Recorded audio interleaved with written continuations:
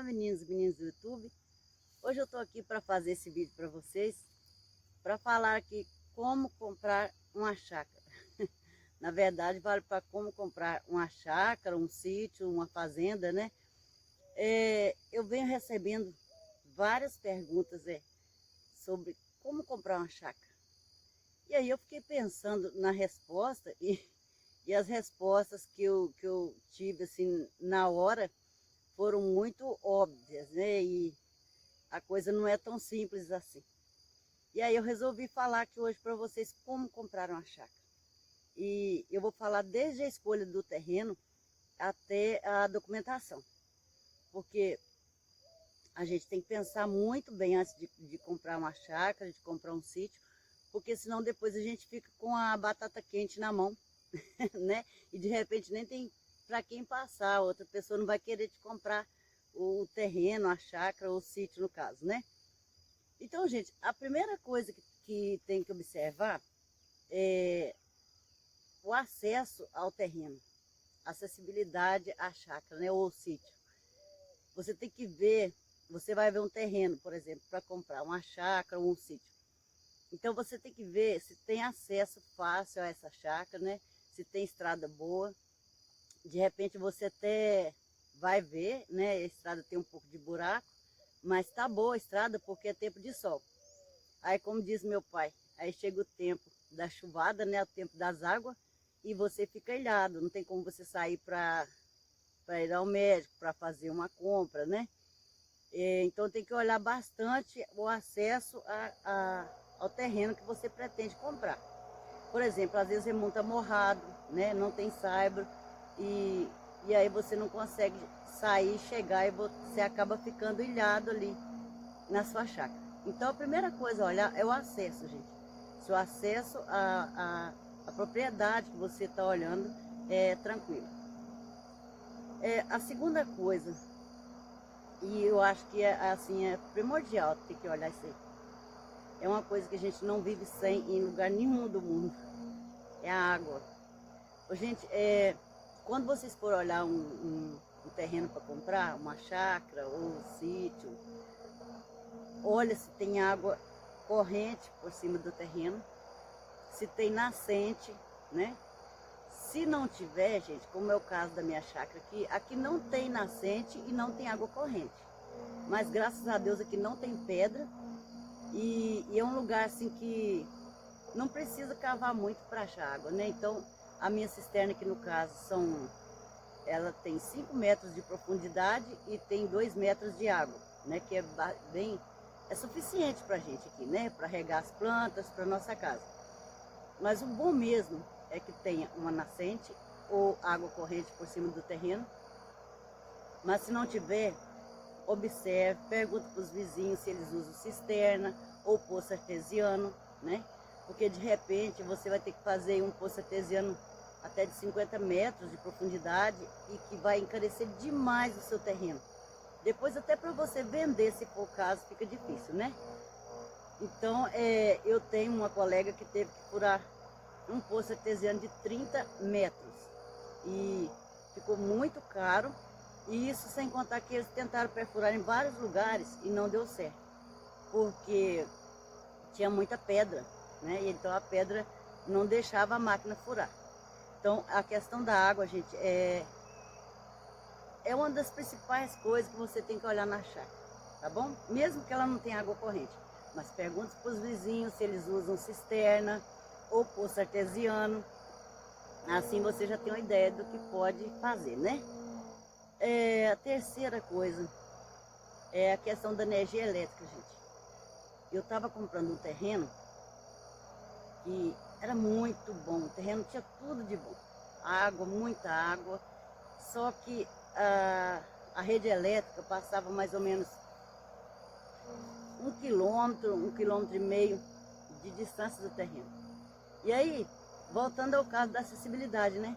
Tinha um riozinho, no caso eu teria que fazer uma ponte para poder passar para o tal terreno. Então, olha o preço que você ia ficar, né? A ponte ia encarecer demais para mim. E aí, gente, a questão da rede de energia elétrica, por que eu falo com vocês que tem que olhar isso? Se você comprou um terreno e a rede elétrica ficar a 1 quilômetro, por exemplo, você vai pagar um absurdo para poder pôr luz na sua casa. É mais ou menos equivalente ao seu terreno. De repente, o dia de você construir uma casa, você vai ter que gastar em energia elétrica, né? Para colocar energia elétrica na sua casa. Igual o terreno mesmo que eu estava vendo, ele tinha tudo de bom, mas eu teria que fazer uma ponte, que encarecer demais, e ainda tinha a questão da rede elétrica. Aqui para mim, ó, a minha casa fica a 100 metros do poste que tem o transmissor. E para eu colocar um padrão na minha porta aqui, ficaria por 7.500. Brincadeira, né? Uns 100 metros para menos. Aí, como o terreno é dentro de uma área maior, aí eu pude colocar do lado de baixo da estrada lá, que ficou mais próximo do poste, e aí eu paguei só a ligação mesmo. Não tive que pagar a mais, né? Mas se eu fosse pôr o padrão aqui, seria 7.500. No caso do meu irmão, ele comprou um terreno que a rede elétrica passa bem mais longe. Então, para ele, vai ficar aproximadamente 20 mil reais. 20 mil hoje é muita coisa, né, gente? Para a gente estar gastando assim. Porque quando a gente compra o terreno, a gente já compra assim, com o dinheiro contadinho, né? Aqui eu vou gastar com terreno, isso aqui eu vou gastar com a casa, né? E com plantação, e por aí vai. Aí, gente, então, acessibilidade, você tem que olhar isso aí, né? A questão da água, que é primordial em qualquer lugar. Igual que eu tenho um pouco de dificuldade para criar porcos. Por quê? Porque não tem nascente, né? E não tem água corrente. Então, tem que olhar a questão da água, a questão da energia elétrica e acessibilidade. Isso aí é primordial, gente. Se a terra é produtiva ou não, você cuidando dela, ela vai ficar produtiva. Tá bom? É só fazer uma correção com calcário e fazer uma análise da terra, né? E cuidar direitinho. Aí, então, vamos à parte de documentação. Gente, isso não é menos importante do que a escolha do terreno, não, tá? Como eu estava dizendo, gente, a respeito da documentação, você precisa olhar direitinho se essa propriedade tem uma escritura registrada em cartório, né? Tudo certinho. Você vai precisar tirar uma certidão negativa de débito, uma certidão de bons antecedentes da pessoa que está te vendendo essa propriedade, né? Porque, de repente, essa pessoa tem um problema, né, com a justiça, deve à justiça ou deve ao banco, né? E te vende essa propriedade na intenção de não tê-la penhorada, né? E aí depois pode acontecer do juiz quebrar a sua escritura, receber a dívida, devolver o resto pro dono, pro cara que te vendeu, para a pessoa que te vendeu, né? E aí essa pessoa pode não ter o dinheiro para te devolver.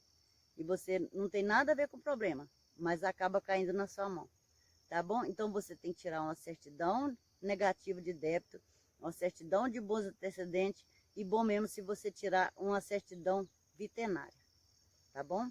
Aí vai lá, faz tudo bonitinho, a documentação e registra. Porque na própria escritura, na capa mais tempo vinha escrito: quem não registra não é dono, né? Aí eu vou contar para vocês que meu irmão comprou um terreno e é por isso que eu sei dessas coisas, hein? Meu irmão comprou um terreno e estava tudo certinho. Foi lá, tirou a certidão de inteiro teor, foram lá no cartório, fizeram bonitinha a escritura e na hora que terminou de fazer a escritura, meu irmão falou: mas tem menos terra aqui, né? Tem um pedacinho a menos aqui, não? Aí o dono do cartório falou assim: esse terreno já foi vendido um pedaço, você sabia? E ele não sabia, era pouco, gente. A pessoa tinha vendido um lote bem grande nos fundos do terreno dele.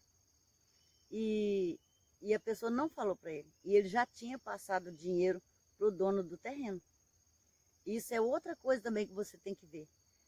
Não passe dinheiro para a pessoa. Às vezes a pessoa fala assim: adianta, né? A metade do valor do terreno para mim. E quando a gente passa a escritura, você paga o resto. Não faça isso não. Tá bom? Vai lá, faz tudo bonitinho, fez a escritura, passa o pagamento, tá bom? Não esqueça de olhar a questão do terreno, né, da escolha da acessibilidade, da água, da energia elétrica, né, e também da documentação, viu, gente? Que não é menos importante do que a escolha do terreno. Tá joinha, gente? Então é isso que eu queria falar para vocês hoje. Eu espero que seja útil para vocês. E tá aí, como comprar uma chácara, um sítio ou até uma fazenda, né? Quem sabe?